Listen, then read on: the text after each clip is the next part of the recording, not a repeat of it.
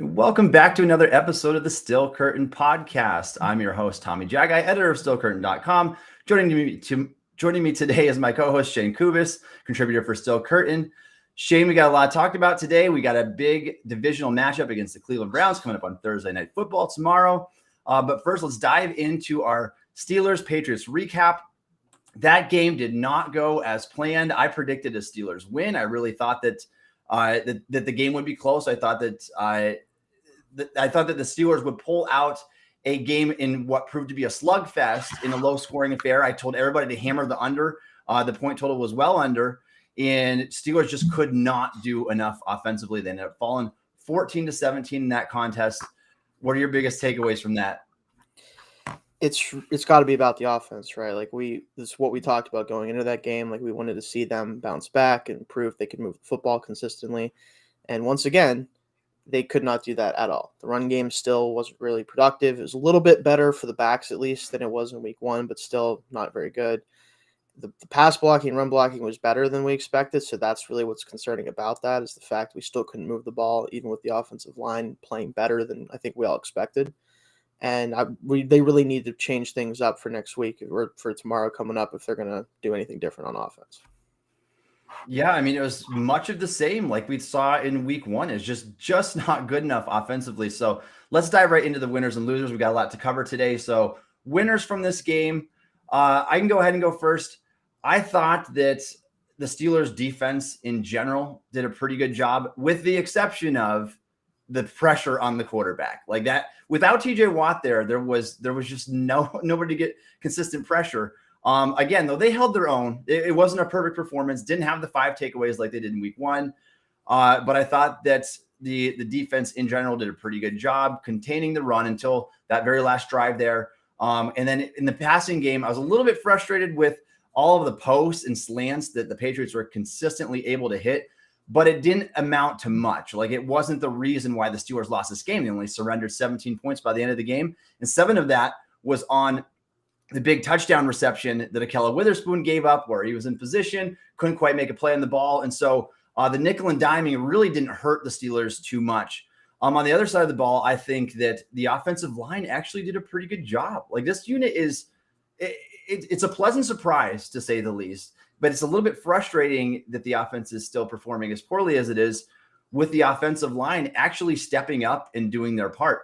So far on the season, the Steelers' offensive line as a whole through 2 games has allowed 7 total pressures. And that's really not bad considering this group that we saw last year. They have taken that step in the right direction.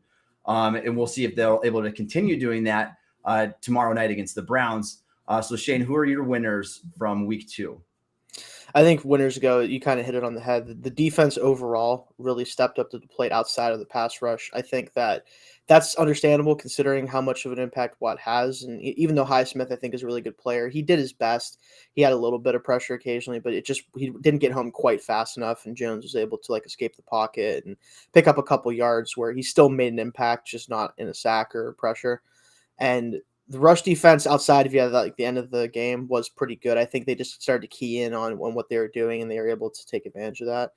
But the defense can't sit there and say that they didn't do their job, right? You let up 17 points to admittedly a not good offense, but you really only let them just trickle down the field occasionally and get some points off turnovers and stuff like that. So especially that muff punt. And I will chime in real quick too, Shayne, because now we talked about the Ahkello Witherspoon touchdown reception. That was 7 of it right there. Yeah.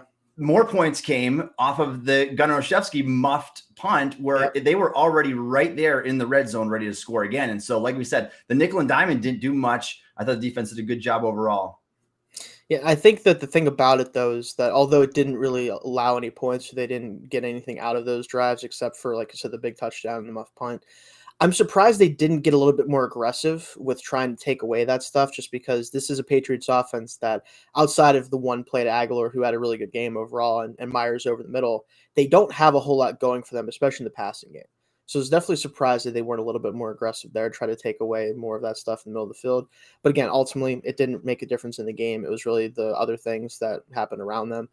You feel really bad for Ahkello because that was just a crazy catch by Aguilar. I mean, it's really hard to fault the corner for that. He was in good position. It just didn't work out. So you hope that he can bounce back from that.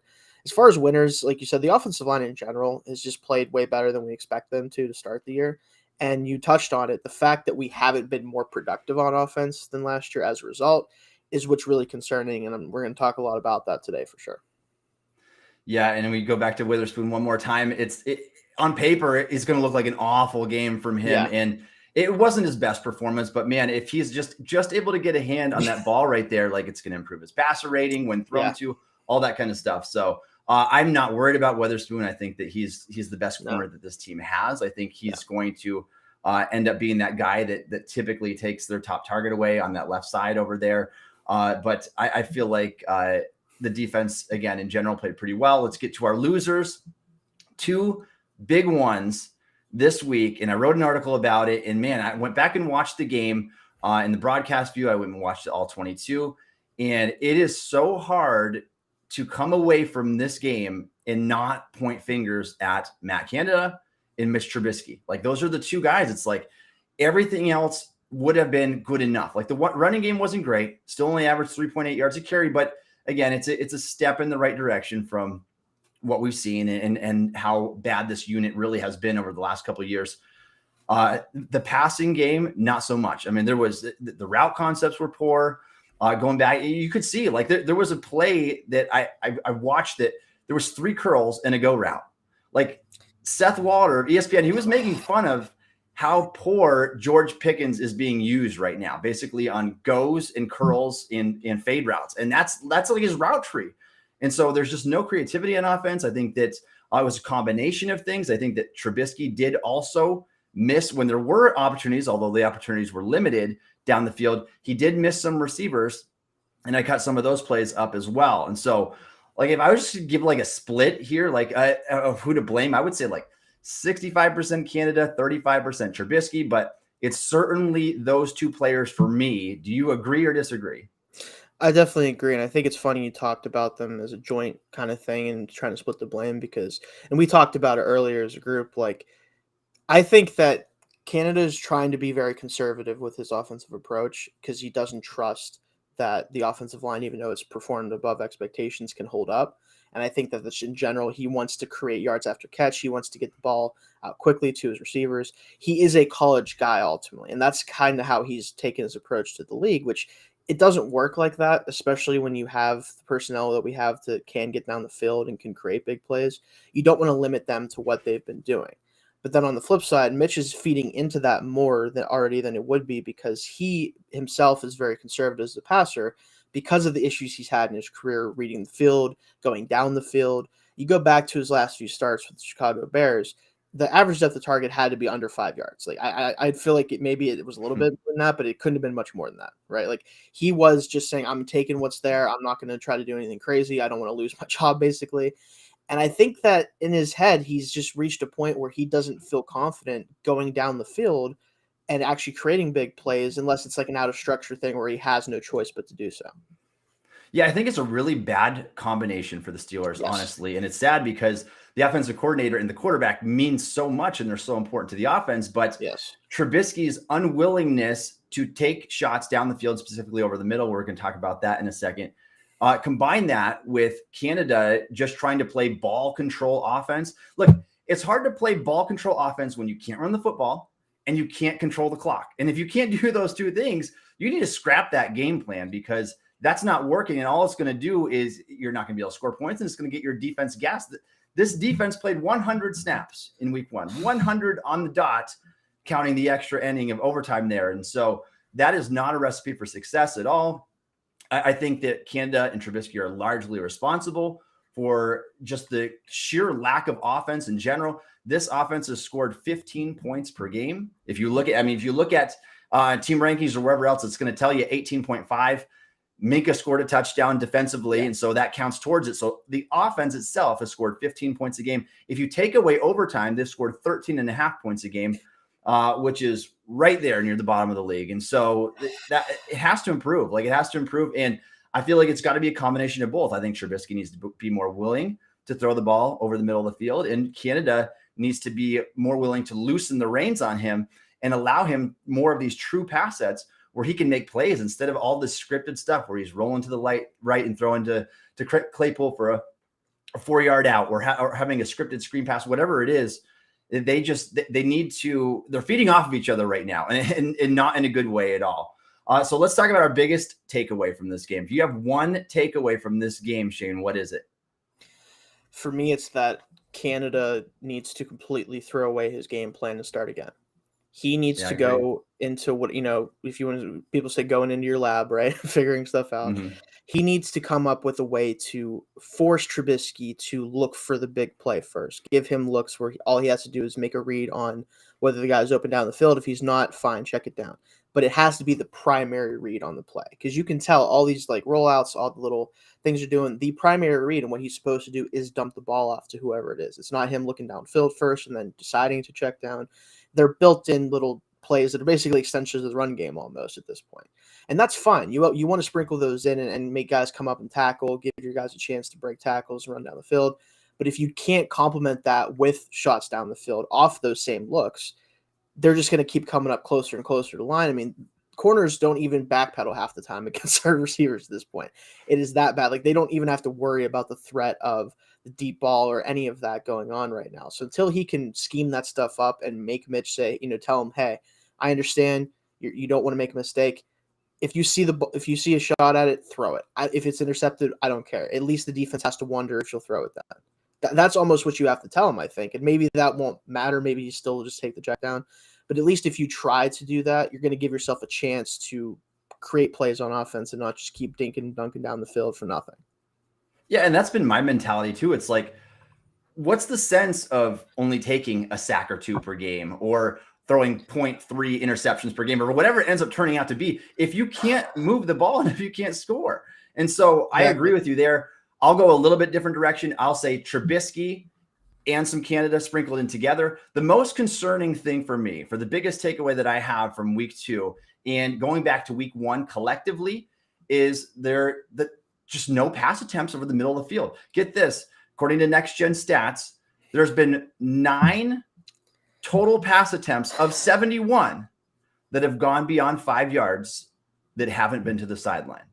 9 pass attempts of 71 that have gone beyond 5 yards, but have not gone to the sideline. So that's that area anywhere in the middle of the field.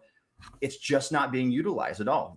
Less than any team in the NFL is doing so right now. And so that's a number that needs to change. You are not going to find success if you can't pass the ball over the middle of the field. If you look at how these good offenses do it in Kansas City, in Buffalo, you have to utilize the middle of the field. And so I know that those teams obviously have much better quarterbacks than we do, but it's no excuse. Like, if that's a whole area that you're taking away, and it's an area the defense doesn't have to account for. So let's move on to our next topic. And it's kind of what we're already talking about right now is, why are the Steelers struggling so bad offensively? What is the biggest issue?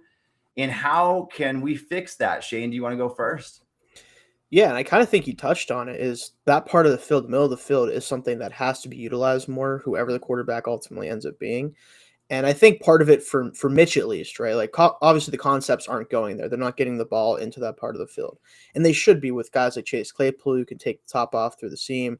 Pat Freiermuth is obviously a weapon in the passing game. He should be working the middle of the field. Even Deontay, he'll get in the middle of the field on dig routes and stuff like that. You can use these guys in that way. And you have Pickens to be the primary, like, down the sideline type of player. You can keep him in that role and try to use him more. But the other guys, they can all do that. They're just not getting used that way. And I think if that changes, that will help things tremendously, just because, again, you have to worry about that then as a defense. You can't crowd the sidelines. You can't just let guys run into you basically for tackles after 7-8 yards. And for Mitch, I think he just doesn't read the field well. That's been the book on him for his entire career. And I wonder if that's part of why that's being called the way it is, where he doesn't trust him to make middle of the field reads, which, if that's the case, then again, why is he playing? And that's ultimately what I think we're going to end up talking about a little bit today, is like, if Mitch really can't read the field well enough to make some of these concepts work, to make some of the deeper throws, the middle of the field throws work, why is he playing? He's the veteran guy that you're supposed to try to compete with. And if he can't compete, what are we doing? Like, what is the point of doing this way? So, yeah, I mean, Mitch right now is kind of playing like Kyler Murray without the mobility. It's like you're a 5'10" quarterback back there that can't see the middle of the field. And Mitch is big enough to see the middle of the field. It's just not being utilized. And so Going back to like those receivers again, 5.5 yards reception for Chase Claypool.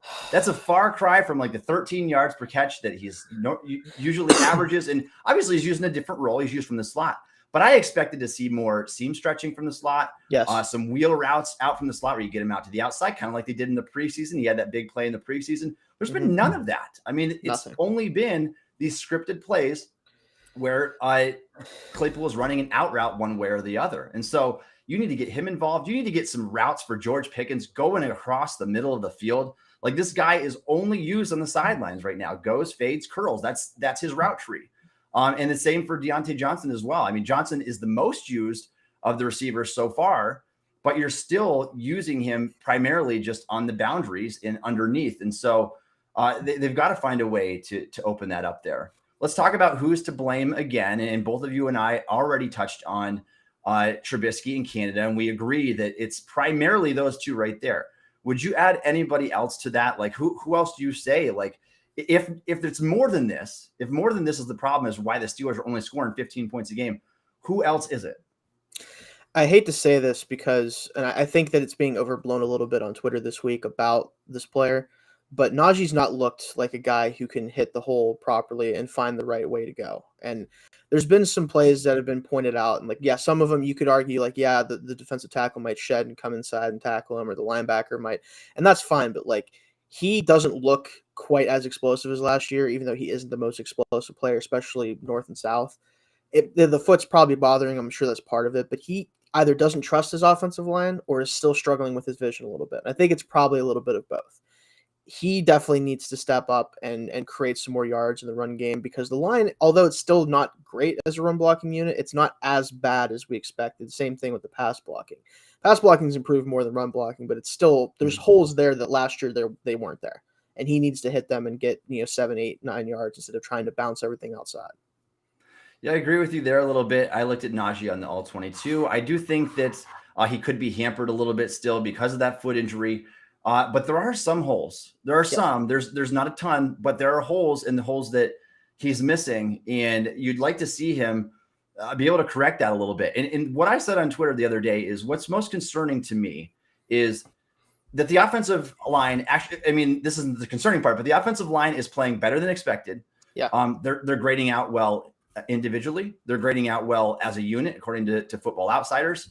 And so I don't think that that's the biggest issue. I don't think it's nearly as big of an issue in these first 2 weeks that we thought it would be. Exactly. So because the offensive line is not a glaring weakness, you need to see Najee be like significantly better than Jaylen Warren. You've got this walk-on running back, essentially, this undrafted free agent, 5'8" out of the Big 12, and he's looking as good, or dare I say better right now than what Najee Harris is. And that should not be the case when you draft a running back in the first round, 24th overall. And so you want to see Najee kind of just take the reins here and just be that workhorse that they drafted him to be. He needs a guy that he needs to be a guy that's more efficient than the guys behind him on the depth chart. And he was last year, but that's largely because it was Benny Snell who was beside him. And he averaged 2.7 yards, 3.3 yards a carry over the last 2 years. It was really, really rough. So, but the fact that Warren is comparable to Najee right now is a little bit concerning to me. I will say too, though, while I think that the pass blocking has improved, the run blocking still has work to do. It does. Yeah. I noticed a few plays where Dotson kind of just whiffed, and the same could be said for James Daniels as well. And so I think it's a collection of, if we're not just blaming Trubisky in Canada, who I think Shane and I would agree deserve most of the blame, then I think the run blocking, the combination of the run blocking and Najee needs to improve a little bit as well. Sure. Would you go as far, Shane, to say that Trubisky and or Matt Canada is in the hot seat? Let's just look at it right now in terms of, because I feel like still, even at this point with what we've seen, knowing Mike Tomlin, I still feel like it's unlikely that either of them lose their job like after this game. But if you were to put a game on either one of these guys, like let's start with Trubisky. When do you think that Trubisky is going to be replaced by Kenny Pickett based on what we've seen so far? So I think I'll answer it 2 ways. I'll answer it how I think it will actually happen if it does, and I'll answer how I would handle it just because, I always want to do that. Mm-hmm. So from looking at it from the Steelers perspective, I think if they start 1-3, I think if they drop this game and they drop the game to the Jets, I think at that point Tomlin says, you know what, we're not competing, we're not winning. This the whole point of this was that I wanted to win, and I felt Trubisky gave me the best chance to win. He's not getting it done. Someone is coming in. I assume it would obviously be Pickett at that point, but someone else is coming in. That's when I think he says, you know, we can't be 1-3 with quarterback play this bad. We can't do it. I would already be considering it personally if it wasn't a Thursday game. Even if it is a Thursday game, I might still consider it. But if we lose this game and Trubisky is a big reason why, he's done, in my opinion. You're sitting down, we're letting Pickett go in there.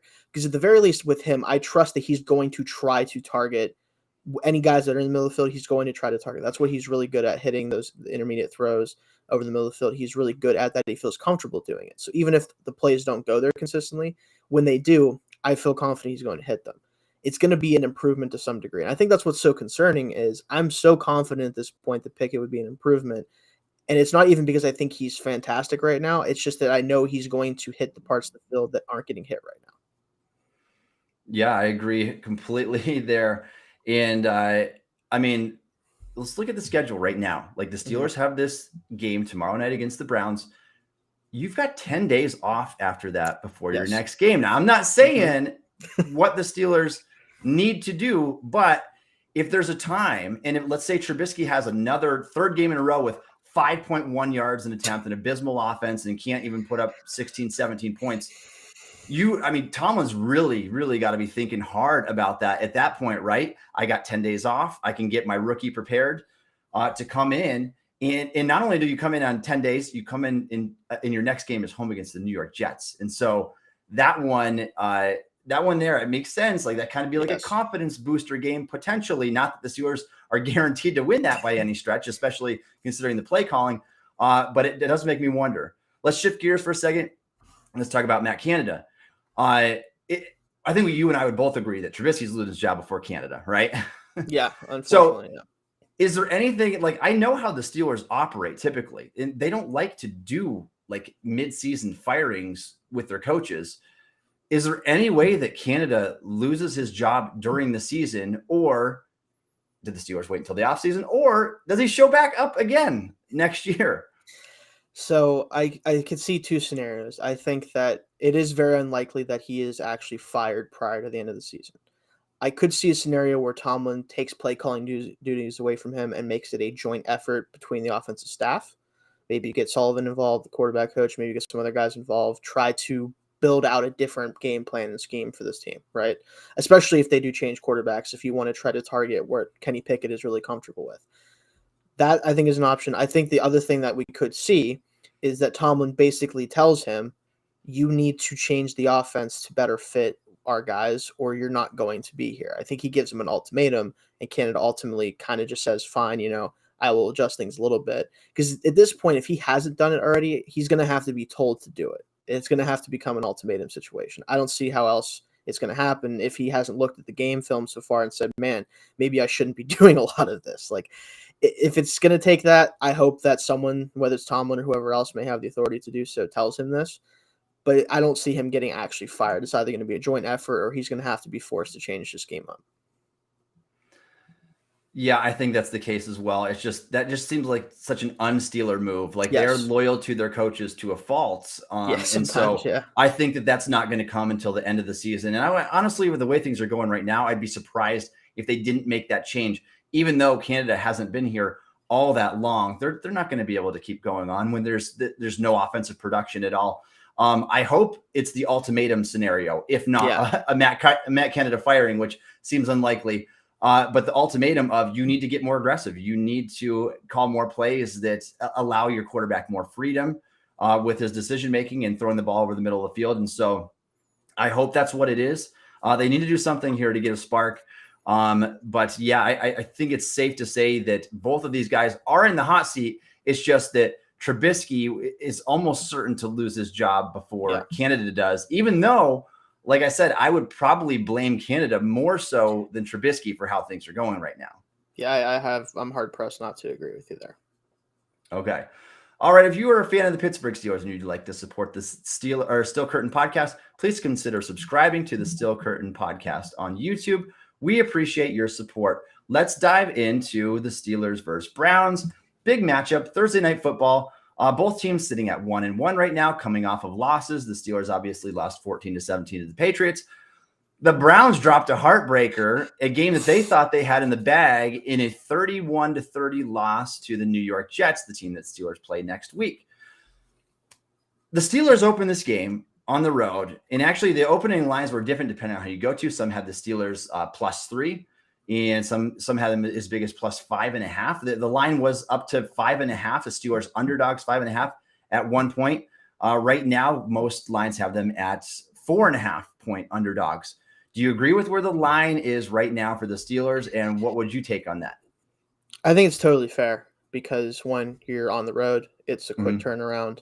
Both teams are coming off varying degrees of heartbreak in terms of their losses for sure. The Browns definitely, the way they lost that game is the type of loss that could spiral a season. Let's just be, we have to be honest about that. Like, that's kind of what you could expect from that, especially with their situation at quarterback and other things. And the worst part about it to me, I think, if you're a Browns fan, is it's not the offense, at least in this case. The offense played plenty good, especially the run game, and even Brissett acquitted himself well. They just could not stop the Jets in the second half, and especially just the end of the game specifically. And this is Joe Flacco we're talking about. It's not like you're facing Zach Wilson, who has at least big play potential occasionally. The fact that Flacco came back and did this has got to bring back some bad memories for that team, you know? I mean, so it's going to be rough for them to come off that. I do think, though, that they're going to be motivated to play a team that cannot score the football. And I think that's why this +4.5 is totally fair, because the Browns probably don't have to score more than 20 plus points to get that line, to get to that point. So, yeah, I mean, again, typically the way the odds work is the Browns are given 3 points, being the home field advantage. And so if this game were played in Pittsburgh, the Steelers would theoretically still be the underdogs by probably 1.5 points. It'll be interesting to see how this goes, because the Browns secondary has been porous so far. Like, you should be able to shred that thing up. At the same time, we're talking about maybe the worst passing offense in the NFL. And so something's got to give here. It's either going to be the Steelers and Trubisky having a 200-yard, 225-yard game, couple touchdowns, or it's the Steelers proving that we can't even perform against a secondary that's been incredibly vulnerable so far. And not to good teams either. As you said, Baker Mayfield, Joe Flacco, those are the two teams they've played so far. I don't think anybody's projecting the Panthers or the Jets to make it to the playoffs this year. And so the Browns have had kind of a cake schedule to start their season off with. The Steelers, I think, should be the hardest team that they play in these first 3 weeks. And so ideally, defensively, I think the Steelers will give them a challenge. It's just something's going to give here, because the Steelers they're allowing and scoring roughly 14 points per game, 17 points per game. I just looked this up and now I forget off the top of my head. But the Browns, it's the opposite for the Browns. They are scoring and giving up roughly 28 points per game. And so either the Steelers offense is going to break out in this game, or the Browns defense finally comes through against a bad offense and they have their first good defensive performance of the year.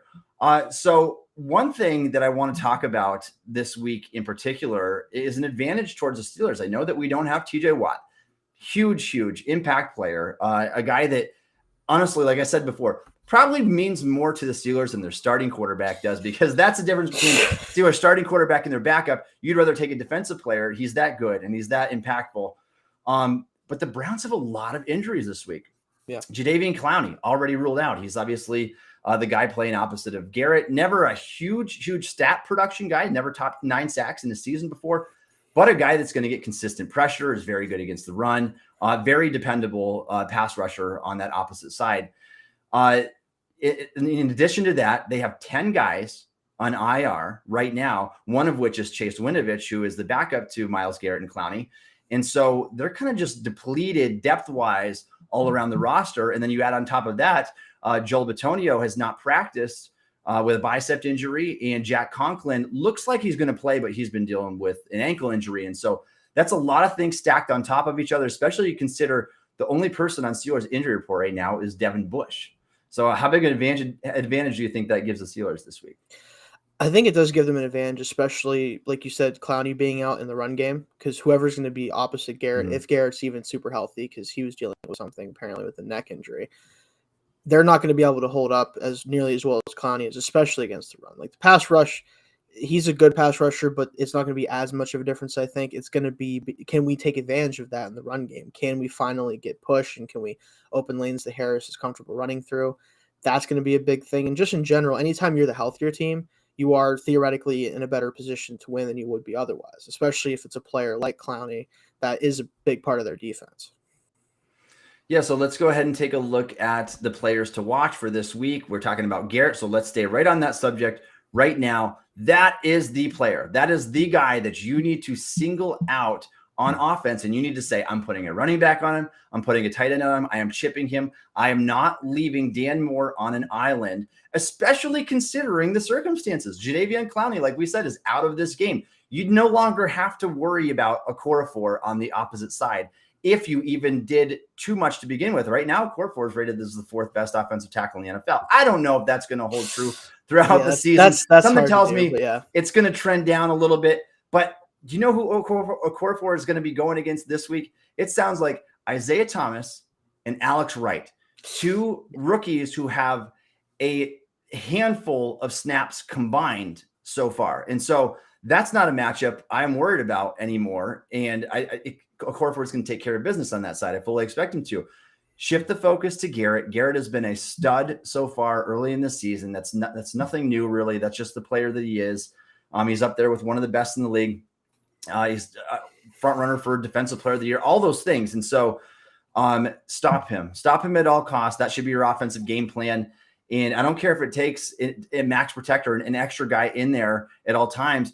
If you have enough time, you should be able to pick this Browns secondary apart right now, like the Panthers have and the Jets have so far. So I want to see the same happen. What do you have? Who do you have as one of the other players to watch this week? I think the linebackers for the Browns have been actually probably the best part of their defense outside of Garrett. I think you have to be careful. And this is part of the problem with them, though, is like the Steelers don't want to attack the middle of the field, right? Like we know that. But the fact that they already don't might actually help them a little bit in this game, because I don't love attacking that part of the field. I really think like Mac Wilson's been very good for them. You know, Wusu Kormo is a really good player. Like the guys they have in there right now, linebacker, are playing better than they ever have together. And that might be what limits us offensively more than anything, even Garrett, because you can kind of, like you said, if you choose to try to take him away, you can throw guys at him and try to protect yourself from him. Once you're in space, though, you have to beat those guys. And they're not even trying to do that anyway. So I feel like they're going to end up not being able to take advantage of that part of the field regardless.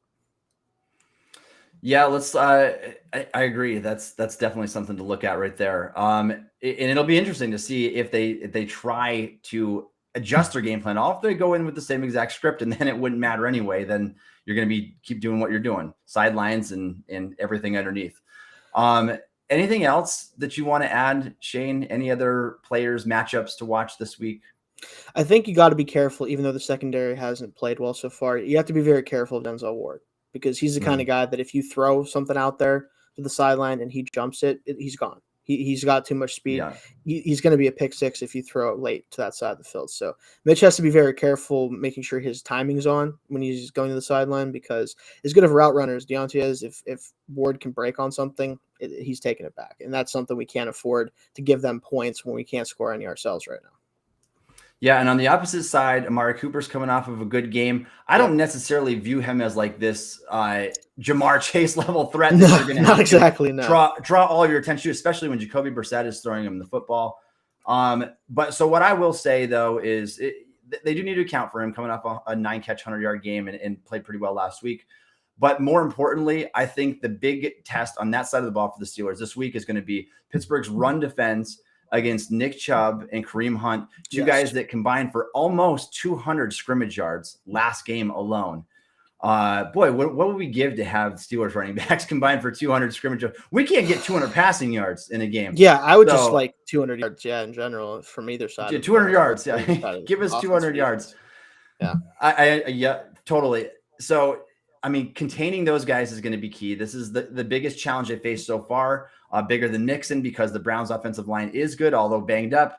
And that two-headed punch is just lethal too. And so if the Browns get steamrolling in this game, they're going to wear that defense out fast, especially when Steelers offense can't stay on the field. Like we said, they've played a ton of snaps in these first 2 weeks, way more than they should have had to play, considering that overtime as well. And so I don't want to see that defense get worn down. They need to key in on the run. I'd bring everybody up. I'd put the extra defender in the box. I'm making Jacoby Brissett beat me this game. I'm not allowing them to chunk off 5-6 yard runs consistently against me, because I think that's going to be a recipe for disaster. So if you had to say, where do they need to improve most in this game in order to come away victorious? Creating big plays on offense, right? Like, and we keep harping on it, and we're going to have to, because this is objectively the worst offense in the NFL right now. That's just, I think that when you factor in how much talent we have as well, outside of, quarterback, especially, and offensive line playing better than we thought, it's just so disappointing to see this team consistently just go 3 and out, or get 1 or 2 first downs and punt the ball back. And until they can create big plays, or at least create enough plays outside of their sideline tosses and little short throws to consistently move the ball, we're going to just continue to see the same things. And we've already seen Canada just has a game script and he wants to stick to it. And it almost feels like he's like, oh, eventually the dam's going to break. It's not going to break, Matt. I'm sorry. Like, they know what you're doing. The corners know what you're doing. They don't even have to, like I said, they don't even have to get into a full backpedal most plays, because they know what's coming. At some point, if they don't do something different, or at least target some of the guys who are getting down the field on some of these plays, we're just going to continue to see them put up, 10, 13, 16 points and hope that the defense can save them. Yeah, and it is so disappointing considering who you have as skill players. Like, I think the Steelers have rock solid skill players with Deontay Johnson, Chase Claypool, George Pickens, Pat Freiermuth, Najee Harris. That's not the issue, but those guys are going to be a reflection of how the quarterback plays and what type of plays are called. And in the same lines, the offensive line, like we said, has at least done pretty well in pass protection. They're actually graded out so far as the 11th best pass protecting unit, according to Football Outsiders. That's not bad. And they're only getting rid of the ball 9th fastest in the NFL. This is a team that Ben used to rocket that ball out of his hands as fast as humanly possible. Ben was breaking records. He was breaking records the last 2 years. And so to go from first in that category, which is we're not where you want to be, down to 9th, that's improvement at least. Yeah. So they're holding the ball a little bit longer. But yeah, I'll stay on the same lines as you, where the Steelers must improve. But I will say risk-taking.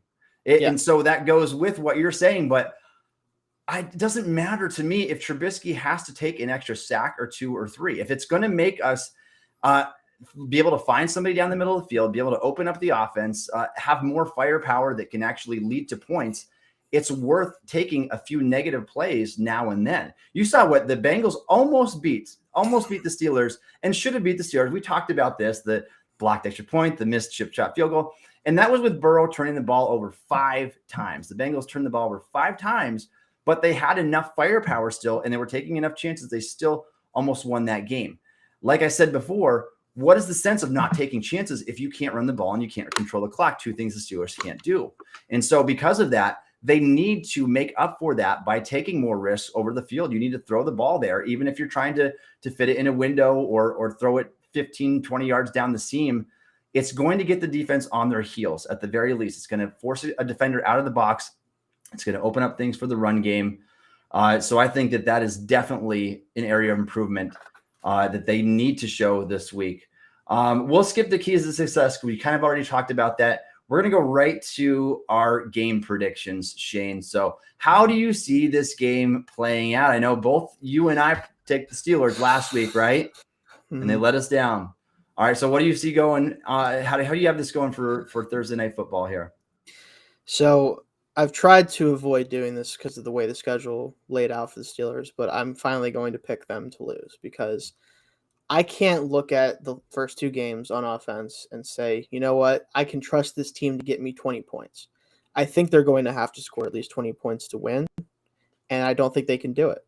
So until they prove me otherwise, I have the Browns winning 21-17. I think it's going to be a close game throughout. I do think ultimately, though, the Browns will get a last minute touchdown somewhere around there, and the offense will stall and not be able to go down and either win the game or at least try to get in position to win it.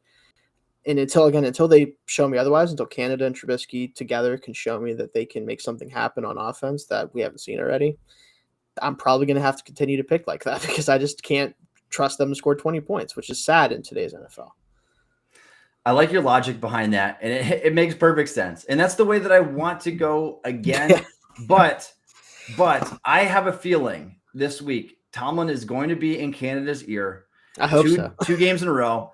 Everybody, all the media, everybody's talking about the completely lackluster offense. It's fire Canada, it's bench Trubisky, everything like that. And so, although I don't know how they're going to do it, I do have the Steelers pulling this one off again. And I'm going against Vegas for the second week in a row. And like we said last week, the Steelers almost did it. I mean, it took a Witherspoon touchdown and the missed opportunity there on that big play and the muff punt that led to points as well. And the Steelers only lost by 3. But again, it came down to the defense. Is the defense going to be able to hold against the Browns? I think so. I think mostly.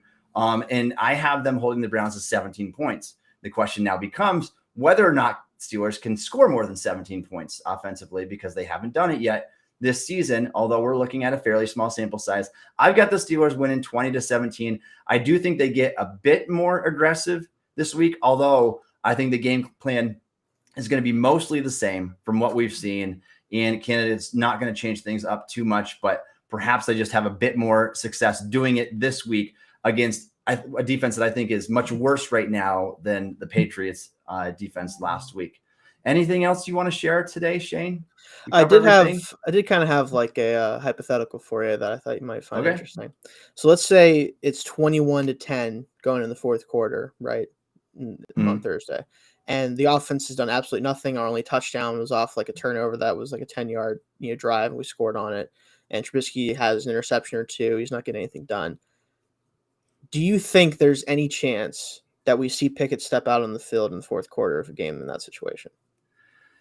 I think, if the game is out of reach, I can see Pickett coming into the game. Yes.